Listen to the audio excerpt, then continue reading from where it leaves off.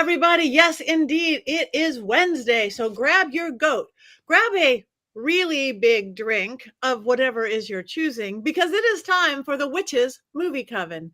Indeed, witches, five of us talking about witchy and witches in movies. Yes, and you guys join in because we have a chat room right here. We want your opinions, your thoughts, your lights on, lights off, wands up, wands down. What?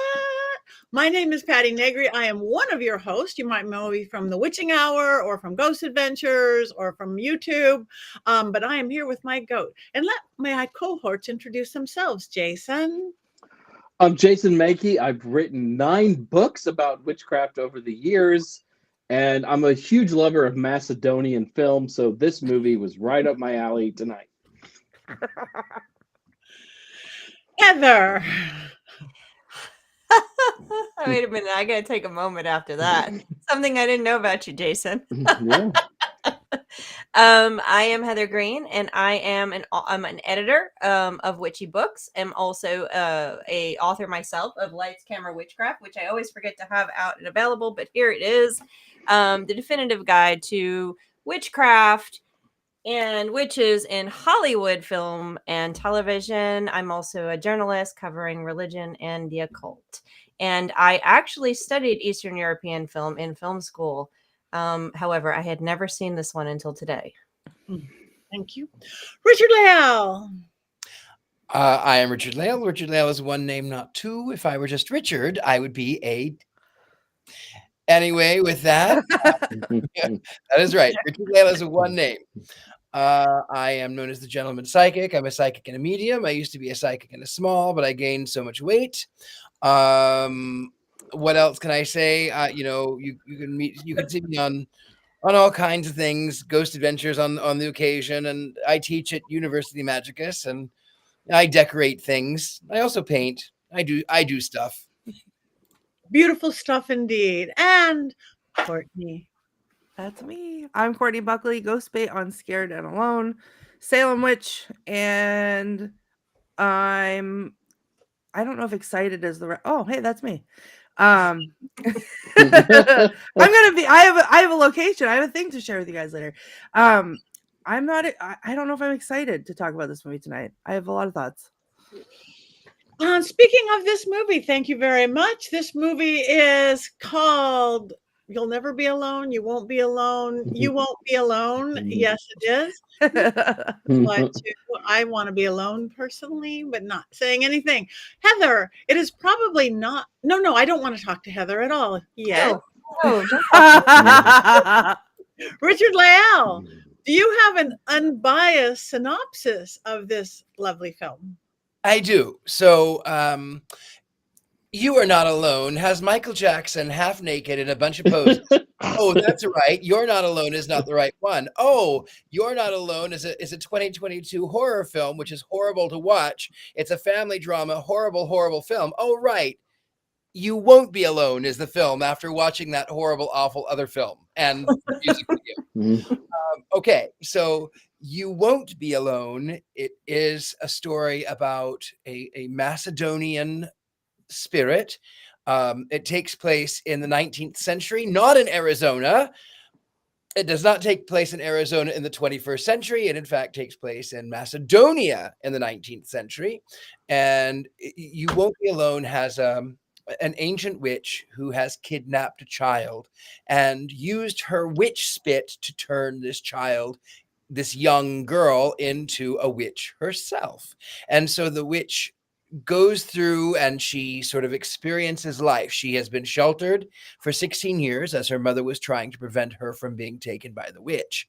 And so she ends up by going into a village, and she changes bodies, and she tries to figure out what it is like to be human. And then in the end of the film, it has that the woman has come back and is amazed. The witch is amazed. Well, why aren't you more like me? Why aren't you like me?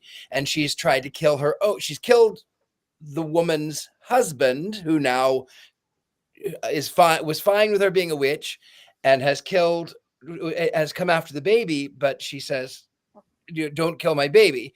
And she turns the baby into a witch, and then I don't remember. I think I fell asleep. That was about it. Now that we have a She clear kills the old witch. That's Thank about you. it. That's it. Macedonia, 19th century, Macedonia. tries to find out what it is like to be human. And the finest of humanity, I might add. All right, Heather, back to you. Again, I am sure it is not in your beautiful book because you haven't written your European version yet or your otherworldly. Yes. Right. No, I haven't. Yeah. It's just that this was after my book was published, and also it's European. So there's a lot of interesting things about this that I'll talk about because it is an extremely powerful film. It ended up the director. This was his debut. It was in Sundance. It got lots of acclaim. It hasn't done as well commercially, but it is. Not surprising because it is considered an art house film. It's much more of cinematic art than it is what a standard fare that we might see in our theaters. It's not a classic horror film, similar to The Witch. Really got bad reviews by a lot of people because it's not a classic horror film. This is not. This is also a European film. So when we as Americans watch European films or any films from any other part of the world, we need to realize that they speak a different language, not only the actual verbal language, but the actual cinematic language is different. So they go at a different pace. They have different points. But this actually captures a theme that was very trending, that's been trending in the last 10 years with witch films, is the oppressed woman story of becoming a witch. This has been a trend in witch films in the US and the UK, and obviously Macedonia as well, which has been like I said, it's been trending. You have Chilling Adventures of Sabrina. You have what's it called? Motherland Salem, Fort Salem, Motherland. Yeah, those TV shows. You have She Will. That was a Scottish film we watched as well. So you have this trend of the oppressed woman fighting against the patriarchy in a lot of these films, and that's why she becomes a witch. Think of Maleficent, another one. So they cross genres and they're crossing this theme. So it fits into the trends of this time in witch films. Like I said, the guy is actually I found a fascinating, amazing article where he says some really great things about the themes, because this is the type of art house film where you have the surface story, which Richard-Lael just spoke about, and in the ending, after you fell asleep, Richard-Lael, she kills the old witch because she made the younger baby a witch, and there could only be two. There could only be the mother-daughter dynamic. So she's able to kill the older one because now the baby is the witch. Did you see the little black nails? I have to admit, I couldn't watch it in one sitting, and I tried, and then I came in to watch it, and I didn't want to have to buy it again, so I cheated, and I looked at some of the reviews online. So you didn't see the baby nails. The little baby nails at the end. So that's how it ends. She's because there can only be two of them. So this also is important to know. One last thing just before we start talking about it, and I will share my thoughts and other deeper themes and stuff later, is that this the story, this gives us an opportunity to talk about folk magic, because this story of this old maid Maria is a Macedonian legend, folklore. It's not just from this film. It actually is resonating in the folklore of that area, and also is similar to other folkloric witches of the woods like the Baba Yaga. So there is a trend in folkloric magic, and witchcraft are thought of in different ways in Eastern Europe than we have here in the US. And there's a big folkloric trend in those parts, which, really, people are trying to connect back with. So we can also talk about that a little bit later. But it's fascinating. As you can see, I'm totally fascinated with this movie, just as a precursor to my review later. One other thing about this film, though it's in Macedonian, that's the language that's used throughout the film. It's a very worldly film in that there were Americans involved in the production. The director actually immigrated to Australia when he was 4 years old. So now he's basically Australian. And they entered this movie in the Oscars as an Australian film for Best foreign language picture. So, and it also had a UK production and then actresses from all over Europe. One specifically from Sweden who was in I can't remember her name, but she was in all of the original Girl with the Dragon Tattoo movies. And she's been in some other things since then. So it's very worldly. It's not just about Macedonia, although that's where the folktale comes from. There's a lot of different groups working on this film, which to me made it more interesting that everybody saw this story as something that should be told. It's not just this little isolated group saying we want to hear this story.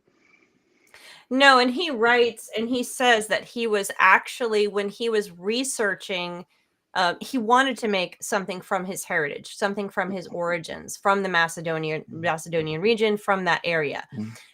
But he couldn't find anything that was, the folklore was so, he said, I have to read his words. He said that they treated women so poorly in all of the folklore. I'm trying to find where he says it. Female characters were usually sidelined. Instead, he found inspiration from studying witchcraft. And he's speaking specifically of folkloric witchcraft from the area and how legends allowed for women to transgress. And that was what inspired him, is to start with that witch and that folkloric witchcraft. And he specifically is, he is gay. And so he really was, and he lived, what did he say, in UK? I think he said he lived in the UK, and he lived, he was often oppressed. He was often felt like the outsider. So he was really attached to this kind of concept. And kind of, even though he said it wasn't about him, there is something about that there as well. So he connected to that story in the folklore. So it's very interesting. There's a lot of interesting stuff to this that go deeper than the service story, for sure. I mean, it's almost as deep as The Killing Tree. I mean, almost. How dare you? How dare you? We said almost, Courtney. Okay, thank you. As long as we recognize what the superior film is. Okay. Now, who wants to go first on this? Courtney. Okay, I'll go. So I was very excited to watch this movie. Because looking at like the previews or looking it up online, it looked really interesting, and it was a beautiful film to watch. The scenery was amazing, the sounds were amazing. I liked hearing the language. I don't mind subtitles. I liked that a lot. My problem with it was, and it's not even really a problem because I'm undecided whether or not I liked it, but it was hard to follow at first. I feel like I didn't get it until very close to the end. Then everything made sense, but like I struggled the whole way to follow what was happening with the story. And I don't know if it's just the raging ADHD or whatever, but like I was watching it, I was paying attention. But I didn't mind the gore. I thought it was great. Like I thought it was very it was peaceful in a way, which was weird. Like it was just, it gave me a lot of feelings that I don't normally associate with movies like this. Like her, like when they would like rip apart things and like rip their chest open and like stuff the stuff inside, it was like sad almost, like which is odd. So I feel like, even though I think I said this out loud, like while I was watching the film, I didn't get it, but I was feeling a lot of things, which to me marks a good movie. So whether or not I liked it, I think it was an excellent movie. I'm still undecided though if I liked it, but I thought like it was sad. I'm filled with ennui. I'm depressed now that the movie's over. I'm gonna have to watch something, probably The Killing Tree, later to get over it. So I don't know. I'm undecided. I don't know which way my wand is going tonight, because I want to hear what you guys have to say too, and maybe that'll help shape my thoughts on it. But I literally finished watching it and then came and sat down in this chair and came on here, so it's like fresh in my mind. So I'm still processing. Thank you. Anybody want to go second? I'll go. I'll go. Here's my thought. All of the things that Courtney said, 100%. It is beautiful. It is visually appealing. The language is beautiful. The acting is brilliant. They needed someone who was not human, who didn't have human interaction. So the actress, all of the actors in all of her different forms, male and female alike, They all had to act as if everything that they were seeing, everything that they were doing, everything that they were touching was the first time they'd ever done it, and do so and not look stupid. That was the thing. Like, she was incredibly intelligent, but she just didn't have human interaction. She didn't know. So I thought that was incredibly beautiful. As the consummate outsider myself, I also understood. I was just telling someone today that when in my younger days, one of my first jobs, I worked at a Greek restaurant of all places. I lived in Greece a little bit later on, and one of the hostess or one of the servers came to me and she says, "Oh, can't you just do something? All you do is stand around and stare at people." And I went, "I do."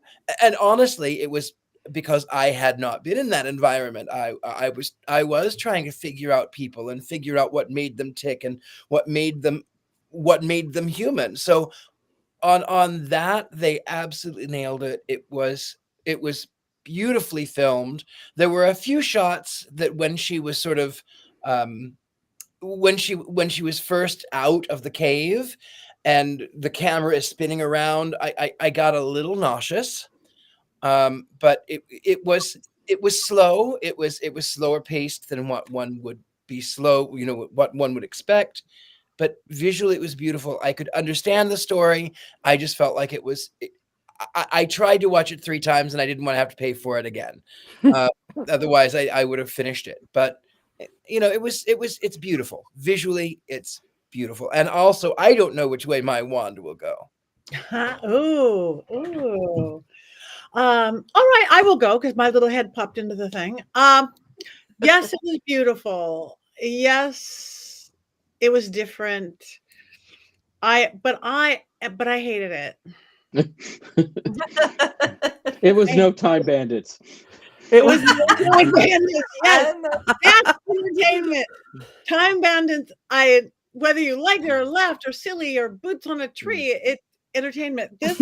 I think I just honestly, I like somebody discovering life, humanity, but the violence towards women and children, I could not get past. And I've never been an abused woman.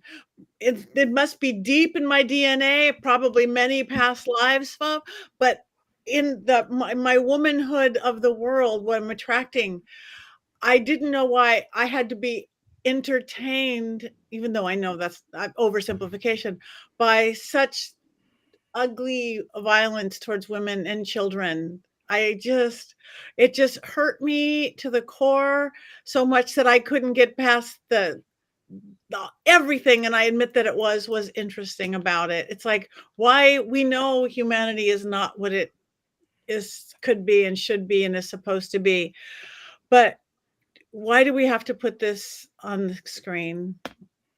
I don't know. That's all I have to say. I do agree with you on that. I lived in Greece, as I aforementioned, and even still, this was I don't know, 15 years ago. This was early 21st century, and even still, there was animal cruelty, and there was still cruelty to women. And I mean, I could look across the sea and see Albania, and from even that point of view, even the Greeks then, people who were from Albania would whisper, "I'm from Albania," because the Greeks were not kind to them. So, that wasn't that long time ago.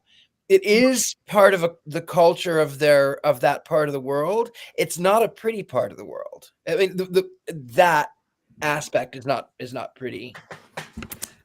If I can just hop in, actually, as someone who has experienced things like that, I feel like this movie, of course, it's always going to be uncomfortable to look at. It always is, whether it's real life or it's on film. As someone who has experienced it, I thought that they actually did a really good job with it, portraying the isolation and well, this is just normal. This is just what happens. This is what you're supposed to do. And it's hard. It's hard to see and it's hard to stomach, but I think it was a very good representation of that. I mean, obviously not exact, but a very good representation of it.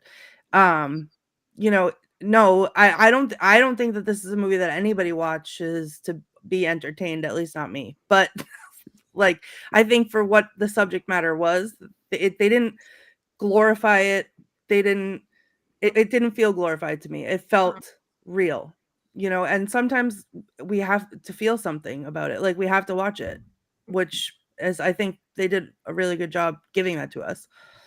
And I also liked, I'm sorry, I didn't mean to interrupt. I liked when the woman was struck by the man, and her new surrogate mom comes in and says he learned it from his father.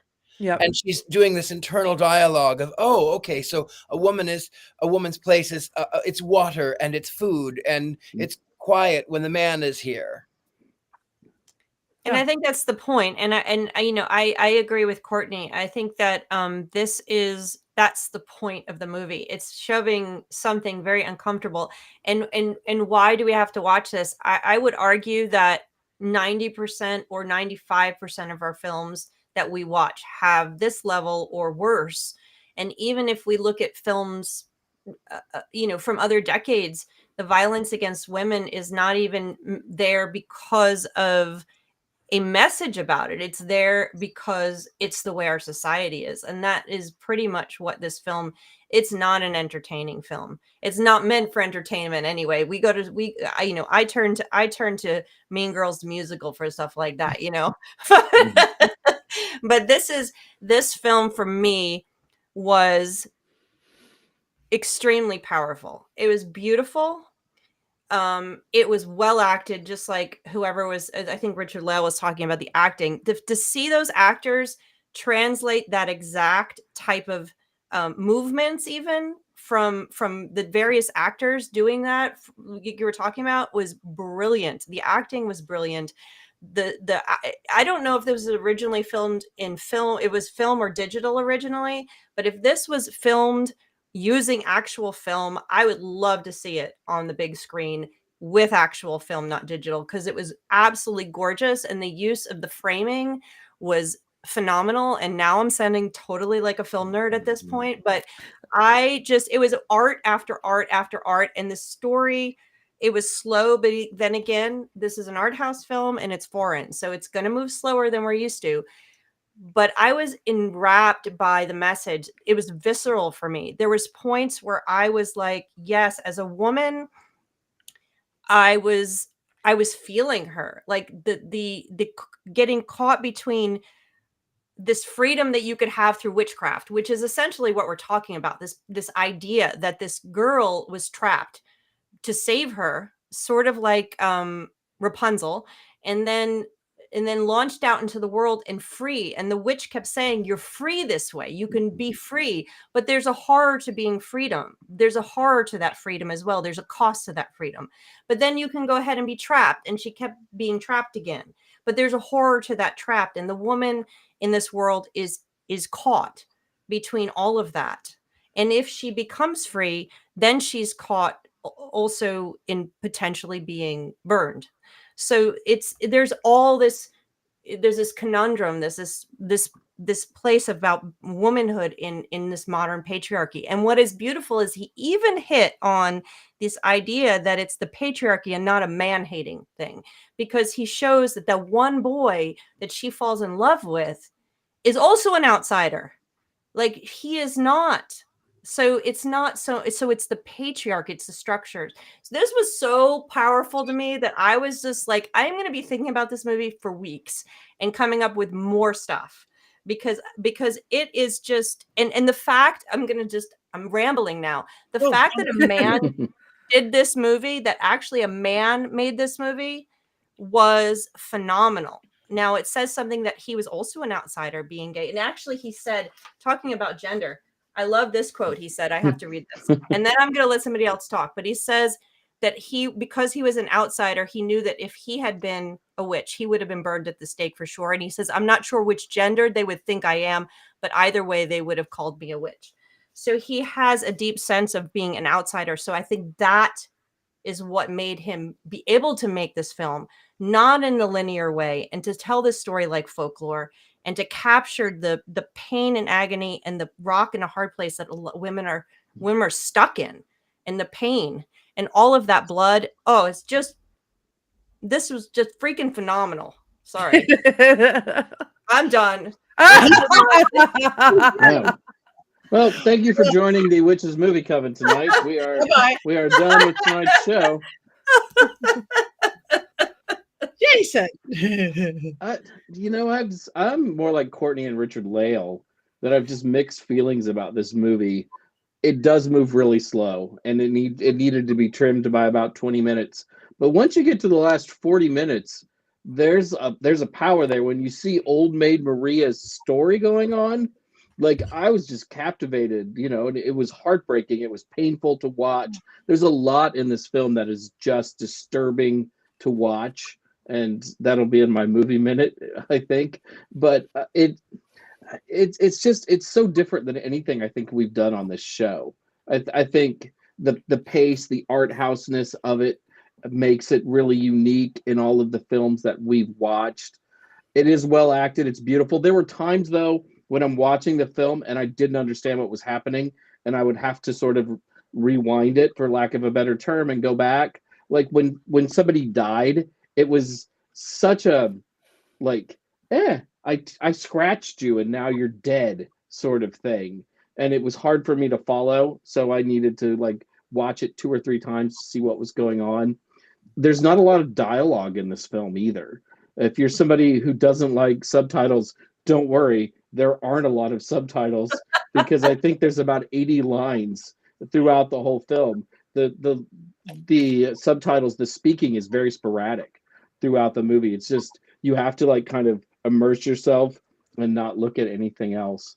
I still don't know how I'm going to vote for this movie. I still don't know if this is an up or down. Okay, Yeah. something very weird is happening for me. As we're all talking about this, as I'm talking about it, as we're all talking about it, I'm feeling so defensive about a lot of the things that you guys are saying that I want to be like, no, that was awesome. No, wait, but that was really cool. No, wait, but I love that part. I think I figured it out. And listening to Heather, like, that really helped. But, like, to nerd out, like you said a minute ago, like, film geek nerd out, that part when she comes out of the cave and it's all everywhere. It was so immersive. Like, I felt like I had just seen the light for the first time too. Like, oh my God, I felt emotional. And, like, the what was it? The pacing of the movie. I know I've complained before that movies were too slow. This one was not too slow. I was there. I was in it. It was me. I was feeling it the whole time, and I think it was just the right pace. I could have probably. It was not too slow. It's too No, slow. it wasn't too slow. It needed 10 or 15 minutes trimmed. No. Because it wasn't. Minutes. But Nope. it wasn't like a horror movie. Like, it shouldn't have been. It was experiencing all of these things with her, as her, understanding what it was like to be her in all of these situations. And you can't just flash that on a screen and be done with it. You have to be there. And I felt like I was there. And you know what, Heather, I think I'm with you. No. We watched the same movie, Courtney. It was so visceral. This movie was so visceral. And when she looked at the guy and she was, like, in love with that guy, it was like, I was like, I get it why. And, like, I'm not going to say the quotes because Courtney may have quotes, but I don't know if you have quotes. I have a couple. But I have one other thing to say, nerdy film thing, is that I talked about this with She Will, and She Will is similar in that, although that was done by a woman, and I studied feminist film theory and feminist film literature, is that when you feminine stories that are not told in the classic linear fashion, where this happened, then this happened, you understand it.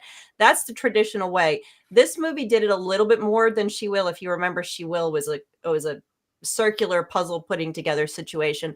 This one also is similar, is that it doesn't tell the story in a very traditional way, which is very difficult for people to digest since we're so used to the other way of telling stories. This is much more of a folkloric idea. And then when you get to the final, that's who this burned Freddy Krueger, this woman is, you see her story. And that is so current, that story that she that was told about Old Maid Maria is so current in what we're experiencing with the Me Too movement and a lot of these stories that we tell about witches. The witch from oh gosh, I could come up with tons of a list of them. It's so powerful, and it adds yet another layer of ethics and morality that we have to negotiate. That's not easy, because is she bad or is she good? We don't know. And the movie leaves us with that, and it's very uncomfortable. We have to make our own decisions about how we feel, and that's not common in our movies. Usually our movies tell us who's good and who's bad. So But- it's very different. But why do we want to be her? This guy, yeah, it was immersive, and I heard, and I understand if we had some not happy, I don't want a happy ending, but a moral or a reasoning or a something from it. I got nothing. I don't want to be her. I don't want to discover, am I good or am I bad? I don't. But you don't want that, but when you're watching, it's not like you want that in your life, but when you're watching this movie, you want to watch it through her experience. Yeah, but why do I want to experience that? I could go get hit by a bus. I don't want to experience that. I mean, but it's the experience. It's the experience that so many of us have in a different way. That it's an understanding of people who have, who've gone through things differently. I think I completely understand. Like I said, I have never had that kind of abuse or anything like it, but it hurt me to the core so much. It does not make me have extra sympathy for you or those who have. I'm obviously missing something here, because weirdly, I agree with all the points all of you have made, Heather and Richard and Courtney. I agree with all those points. Yes, they're feeling the acting was good, but I don't know why I'm not. There's not a redeeming thing for me in it. But you will not be alone in that, Patti. Well, that's the thing, though. But that is it right there, I think, because, or to me at least, is that it's not about sympathy. It's never about sympathy. Nobody wants that. It's when you're going through an experience like that, for that experience in particular, the isolation that you experience, that is a quintessential part of that. That's how it happens. No one will believe you. If you tell someone, no one will believe you. They could never. Like, you're completely alone. You have no friends. You have no family. You have no connections to anyone, and you are literally alone in that. And that is one of the hardest things for people to understand when you hear that, like, well, why didn't she just leave? Because she had nowhere to go, because she was alone. And it's so hard to grasp. I think this is it for me. Like, this was it for me. This was the part that, like, got me, that it's watching this movie was, if you were experiencing the movie, because I don't think it's not like watching the movie, it's experiencing the movie. If you were experiencing the movie in that way, you were experiencing how that felt. And so, like, one of the worst things that I see people say it online, I see everything in regards to, like, an abusive situation. Why didn't she leave? Because she should have just left. You can't, because you're alone. And for people to understand that on such a visceral level, like this film did, it's like, oh, okay, I wasn't alone. Somebody got it. Like, somebody else got it. I think that the movie plays also with the idea of this idea of freedom. And so that's what it's going. It's not so much of, so she's jailed as a child, and the mother says, you can't go out there because there's horrors out there will rip you apart.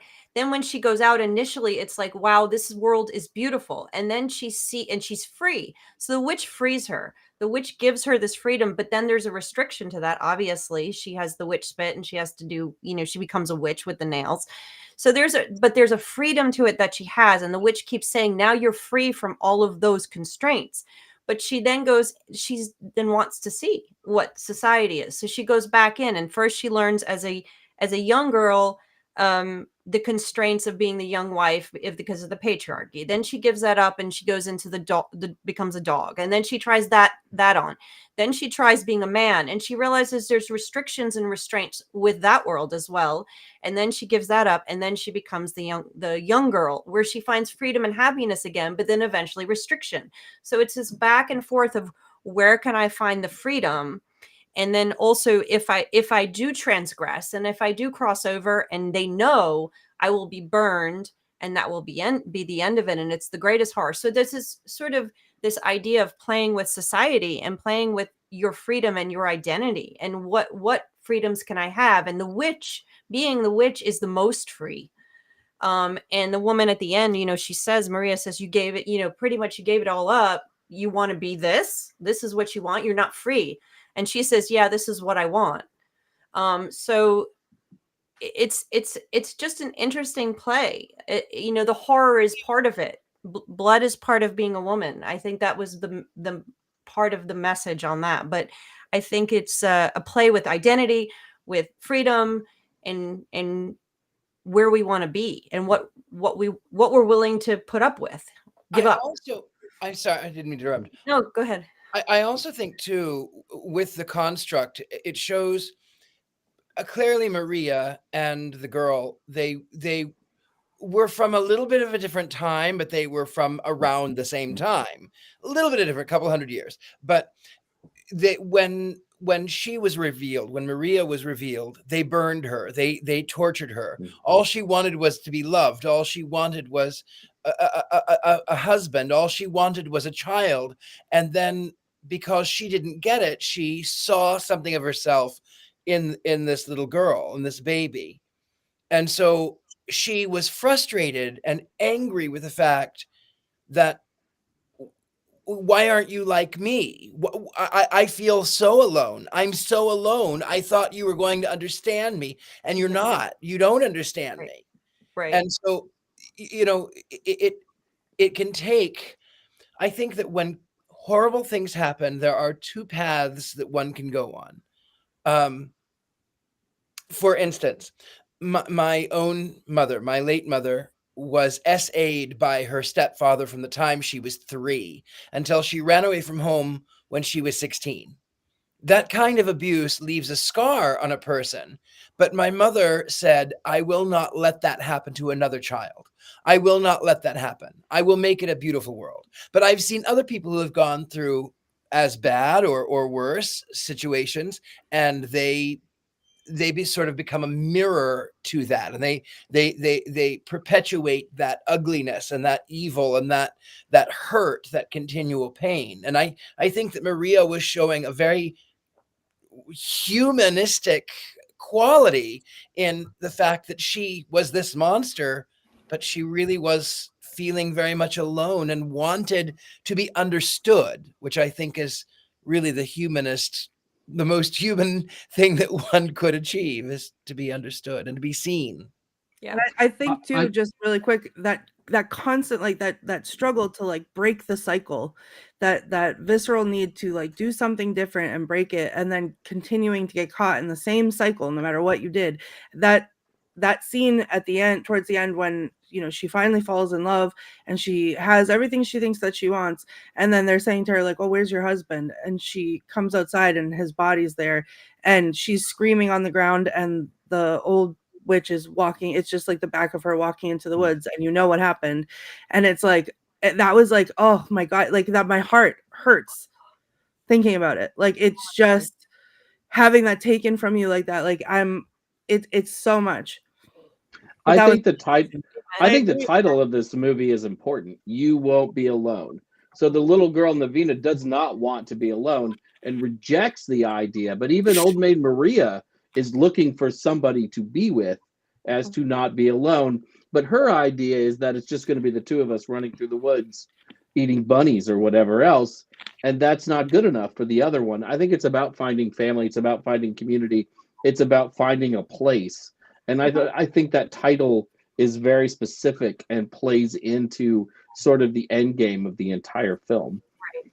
And the morality issue that I mentioned earlier is the question of, is this Old Maid Maria, who has been demonized through folklore, and also we see as a witch in her own story, because she wanted her own husband and her own family, the same story, and she was then burned at the stake as a witch. So she's been demonized, And then we see this story over and over again in our ghost horror films of the 2000s, starting there, where you have that woman who's been burned at the stake, then come back to haunt and do this stuff. So we see it here. And here we have her backstory of why, of course, another very trendy thing. And we have sympathy for her. And even though, like Patti was saying, why would I want to be like her? It's not that we want to be, I think it's not that you want to go around eating animals and doing that stuff. I think it's, they created this monster who would be demonized normally and be horrible. And they gave her sympathy. They showed us why. We may not agree with what she does. And it's what I say in my book when I talk about this kind of character, but we understand why she does it. And so that creates a sympathy there where you go, oh, it's that tragic character. You go, yeah, this is so sad this happened to her. And now it's happening to the next girl. And it's, I don't know. For me, this was powerful on so many levels. And somebody in the chat said, the reviewer say, watch it more than once to get it. I could definitely see this. I would watch this more than once, from a lot of different perspectives as a film's, nerd and just, it's just beautiful art. So it's, yeah, I'm with you, Courtney. I was awestruck and powerful, felt all the feels viscerally throughout. Yeah. It's impossible not to feel for Maria, though, right? I mean, like, she's the witch, but you understand why she does what she does. You understand why she doesn't like society. Your heart breaks for her while you watch the film and you watch her story kind of unfold, especially in the last 30 minutes of the movie. Yeah. And the voice doesn't match the Freddy Krueger look. So it's like, you're looking at her, you want her to be, this awful thing. And she has this very calm kind of tone. So, yeah. I have to say, though, that I will not be watching it again twice or 3 times or 4 times. I barely watched all of it. Like, I think I missed off on the last 30 minutes, which is where it actually gets good. I will not be watching it again. Ever. Not ever. I don't think I would ever watch it again. I don't think I want to. I don't want to hurt like that. I understand hurt and pain when I get something out of it, but I still didn't get something out of it. I know the struggle of women. I know the struggle of abuse. Do we have that's fair. That's what art is. It is. That's what art is, Patti. Not every piece of art speaks to every fabulous. Yeah. If I watch this again, though, I'm going to close my front door because it was open this afternoon while I was watching the movie. And there were times when I was just worried that children were going to walk past or the mail lady was going to show up and, really wonder what goes on inside my house. So if I watch it a second time, I'll be far more careful. All right. Well, do we have any quotes? I do. I think that, so here's the thing. This was a very difficult movie for me to quote because my ADHD is raging and I was trying so hard to pay attention to it that like stopping to write things down was very difficult. But I went back and I found some that like stuck out to me. What I will say is I loved, it was like listening to a poem and I loved that. I thought it was very interesting. So it felt like everything that was said was poignant as you were watching it to me. But I have a couple. One is as she's just starting to like sort of break off from the witch and explore, she says sparrows, but are sparrows snakes? Are women wasps? Kisses chains? Me, am I devils? And then the sky to bits it chewed her up, spat out the whisper mama bits. Witch mama is what was left. Witch mama and me the witch. Me the witch, sometimes my wish is come back, whisper mama, just for a little bit. But the walls, I want them to come back never. Mm-hmm. Which I thought was, that's really powerful. And then she said, the man, the eye water he wants from the woman, which I Heather, we talked about that before. That was a big one. And then this is like heartbreaking, but every last bit of me thirsts for every bit of him. only not the skin flesh him, the boy inside, him, the boy with the eyes that look scared even when they're smiling. It's that boy, him I want to put my arms around, to hold him, to chase that timidness away. And like hearing that while they're falling, you're watching them fall in love. And like, this is, you've seen all of this horror this whole time, and now there's something beautiful happening. And then what comes next was awful. But then I feel like I had a moment of like, I don't know, that taking back the power moment when I was watching towards the end when she, the witch tried to kill the baby, and she immediately went to the baby and did the witch spit on the baby, knowing that the other witch would die from that, and like didn't hesitate. And that to me was the minute the cycle was broken, because she did it to save her, not to save herself, to save the baby. That's what it felt like. And then she looked at the witch as the witch was dying, and the witch is crying, and she says, "How is it so simple for you?" Mm-hmm. And I thought that there was the best line in the whole movie. Yeah. So those are my quotes. Beautiful. And you notice the quotes you put at the beginning, and then the ones that you read, the English or the language gets better because she's learning language, so she starts speaking better. Yeah. Just, oh my goodness, just I know, totally. I was surprised you didn't include "Let's go, wife of Boris," which was my favorite quote from the film.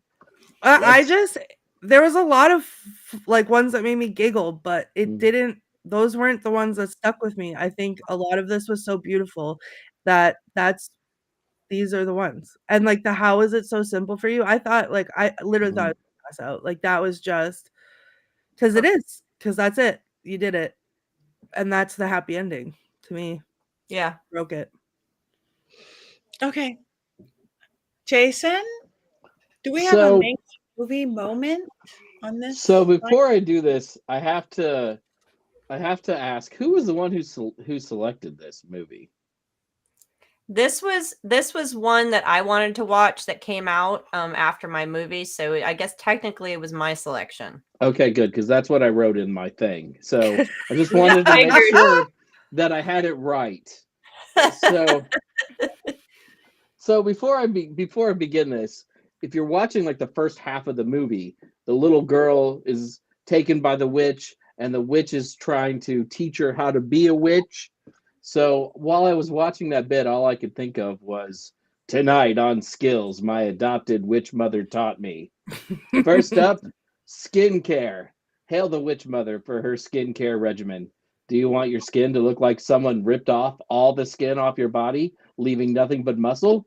Witch mother has the answer for you. Just follow witch mom's daily skincare regimen of not showering, not moisturizing, and not giving a damn, and you'll look hideous in no time. Diet and exercise. Nothing fuels a witch more than delicious and tasty warm blood. Break the neck of a dog or rabbit and get to sucking. Let me push your head down into all of that delicious goo. Get it all in your mouth, and don't worry about being sloppy. Witches love to leave a ring of blood around their mouths. Fashion. In the era of fast fashion, no fashion is easier than taking the entrails of the dead, stuffing them into your abdomen, and then transforming before the eyes of your adoring fans. Want to look like a peasant, a farm laborer, a sweet and innocent girl? Get to stuffing those entrails into your stomach. You'll be happy that you did. Cardio. Everyone knows that witches were put on this earth to do one thing: walk around. That's right. Keep your girlish figure by simply walking around aimlessly from small village to small village. You don't need a house or a place to go. Just walk around aimlessly and you'll remain a size 2 forever. Nail care. Oh, God, I just can't keep doing these. It's so rough. This is a strangely disturbing movie, and I may never talk to Heather or Greene ever again for suggesting it. Somehow, I find myself missing the suggestions of Courtney Buckley. I didn't like Your Highness, but it didn't leave me sick to my stomach. When I was a kid, I couldn't dissect a frog in high school biology class because I was so squeamish. And now you want me to watch a movie that has witches face down in a bloody rabbit? I just have trouble doing it. And I'm guessing I'm not alone with these feelings. Yay! Yeah. Here, here. Oh. Thank you, Jason. All right. Well, thank you. We all know what the movie is about now, or Maybe. you're rushing out to go get No. it. No. I still don't think we do, but So we have one more thing to do, and that is wands up or wands down.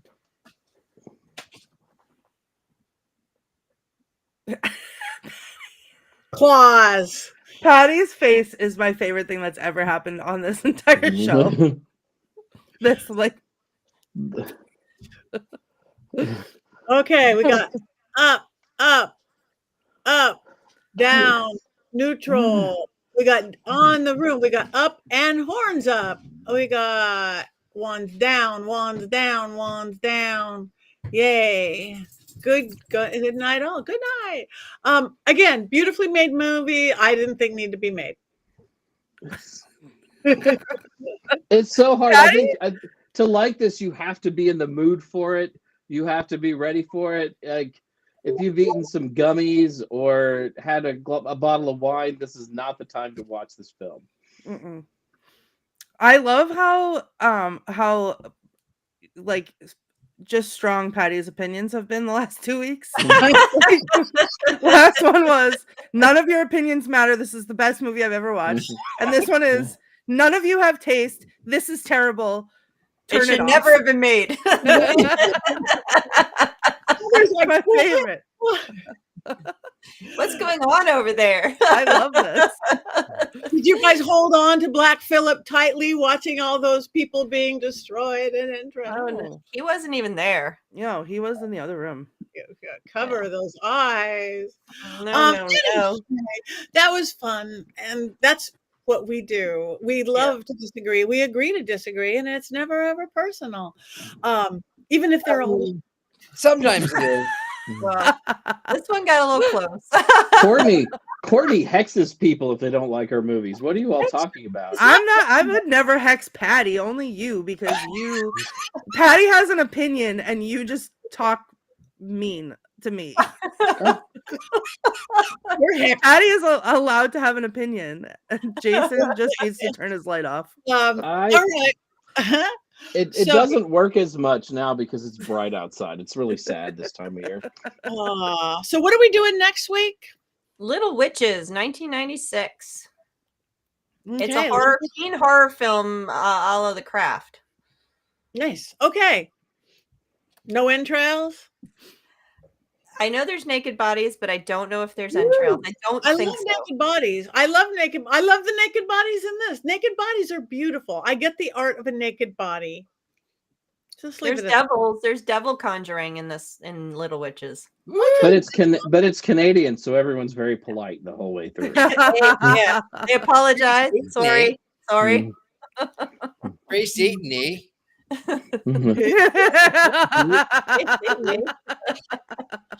All right. Yeah, it's a Canadian movie that is that was made the same year as The Craft, so it has that, teen girls into witchcraft thing going on. Sweet. That'll be fun. Yay. So you guys, everybody out there, watch it. Boobs and butts. Have this Boobs and butts. No. Boobs and butts. No, that's Everyone loves boobs and butts. Yeah. All right. Who's got anything coming up that they want to talk about while we have a few minutes left? Courtney. I finally have one. Okay, so I'm going to the Wicked Pissa Parafair. I'm going to be there in May. There it is. The Wicked Pissa Spring Parafair. For those of you that watch Scared and Alone, you will recognize the location. It is at Harstuff Hall. You can come and see me. I will have a table Sunday, May 19th from 10 to 4. Yay. I'm so excited. All right. Jason.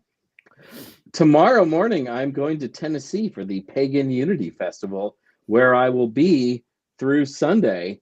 It's a really fun festival. It's between Nashville and Memphis this year. And then I'll be at the North Dakota Grand Sabbath at the end of May. And this is not about a thing I'm doing, but it's about a thing I did. I turned in the first draft of my 10th book for Llewellyn It's a biography of Raymond Buckland that has been vexing me for 2 years, and my Wow. editor did not kill me, so it's probably okay. So that's good. Very Yay. excited to get this done. That's awesome. Richard-Lael. Yes, that would be me. Richard-Lael is one name, not two. If I were just Richard, I would be a dick. That's because I see people still calling me Richard, and that is not my name. But I am here in New Orleans, and I'm at the Gentleman Psychic, and I am everywhere. I'm so easy to be found. I'm everywhere. I got nothing else. Okay. Heather. I am gonna be I'm gonna be in Atlanta. Obviously, I am in Atlanta right now, but attending Mystic South in the end of July. I actually am on the board, so we are in planning mode right now. Lots of people have gotten their assignments, and we're just so busy with that. So I'm kind of caught up with that right now. But I will be there, and I am doing a doll workshop, and I will be around. Signing books and talking to people about editing and writing books as well. I usually do that somehow, somewhere during the event. And until then, I'm just here in Atlanta doing my thing, maybe a few other podcast interviews about my book and just generally, writing news stories and hanging out with you guys. So that's it for now. Perfect. You can find me at heathergreene.net if you need to find me. Find her. She's worth finding. All right. I am leaving actually this weekend for Arizona, Globe, Arizona, the old Globe Paracon. Supposed to be a real haunted, cute little like mining town, ghost town. I'm going to be doing seances and galleries and workshops. So come on down if you can find it. And then 2 weeks from now, I am hitting Romania with my bestie Sebastian for a vampire and witch tour of Romania. It's going to be once in a lifetime. So if you can even think about coming, come with us. And then I'm going to get back in time to go to Pennsylvania for Pennhurst Paracon, in time to turn around and go to Texas, because you got to go to Dallas after you go to Romania for a little witchy weekend at Miracles of Joy. And then it's the end of May. So follow me, go to pattinegri.com. I am still hacked on Facebook. I can post sometimes if somebody stands on their left foot at the exact moment somebody goes waka waka, comments on one of my things, I can back into Facebook through Meta on Instagram and post, but I cannot get on Facebook to look at anything. I cannot remark or answer things. And if anybody gets a message from me on Facebook, it's not me. It's some guy in his tidy whities in his mother's basement. I'm still working on it. That reading wasn't from you? Oh, no. No, I mean, it's not as many as I have on TikTok. TikTok, there is so many Patti Negris, it's ridiculous. And I'm sure you guys get it too. Richard-Lael, when we do what we do, it's like, I don't think it would be hard for social media with all AI to figure out there can't be 14 of the exact same face Patti Negri or Richard-Lael. Lillard. It shouldn't be hard, but it apparently is. So mine's moved on to like senators and congressmen, but I'm still not there. But follow pattinegri.com and you can get to all my other social medias, which is there. I will be here the next 2 weeks. I'm going to be gone for a couple of weeks. So all of you guys have to fill in for me while I'm gone. Say what I would say. You guys know what I would say. You guys This figure it out. movie's My the best opinion movie. is the only one that matters, and everyone else can go home. Yeah.